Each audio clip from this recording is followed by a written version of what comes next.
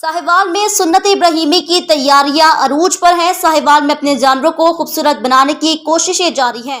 भाईजान पिछले साल की निस्बत नालों ऐतकी जिहड़ा ना साडा जानवर जेवरात का काम है जी, ते जिहड़ा ना इस टाइम पिछली निस्बत नालों कम जा रहा है। बकायदा साडे कोल जिहड़ा ज्यादती है, इत्थे 4-5 स्टाल लगते सन। इस टाइम मेरा स्टाल इत्थे लग्या 2000 रुपया डेली देना पैंदा है।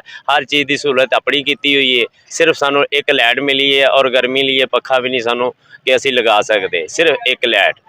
हर एक अपने अपने जानवरों को सजाने में मसरूफ है। सुन्नत इब्राहिमी के लिए जानवर खरीदने के बाद अगला मरहला आ जाता है ईद कुर्बा के लिए खरीदे गए जानवरों को सजाने का, जिसके लिए शहरियों की बड़ी तादाद ने सजावटी पॉइंट्स का रुख कर लिया।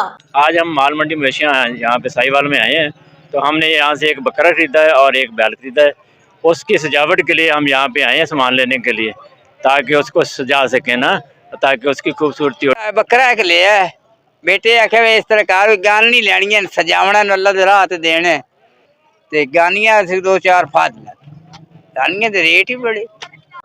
शहरी अपने जानवरों को खूबसूरत बनाने के लिए सजावटी सामान खरीदने के लिए मसरूफ है, जबकि बच्चे जानवरों को सजाने के लिए ज्यादा दिलचस्पी और शौक का इजहार करते हैं। मैं अपने दादा के साथ यहाँ पे आया हूँ मंडी, और मैंने यहाँ पे बकरा और बैल लिया है, और ना मैं सजाने के लिए बकरे को सामान लेने आया हूँ, क्योंकि ईद कुर्बा के मौके पर इनके जानवर खूबसूरत और मुनफरद नजर आए। शहरियों का इस मौके पर कहना था, ईद कुर्बा के लिए जानवर खरीदने के बाद बड़ी मोहब्बत के साथ इनकी सजावट की है। अल्लाह के मेहमानों को सजाने का जज्बा काबिले तस्कीन है। कैमरा टीम के साथ अहमद हसन, डिवीजन साहिवाल न्यूज़, साहिवाल।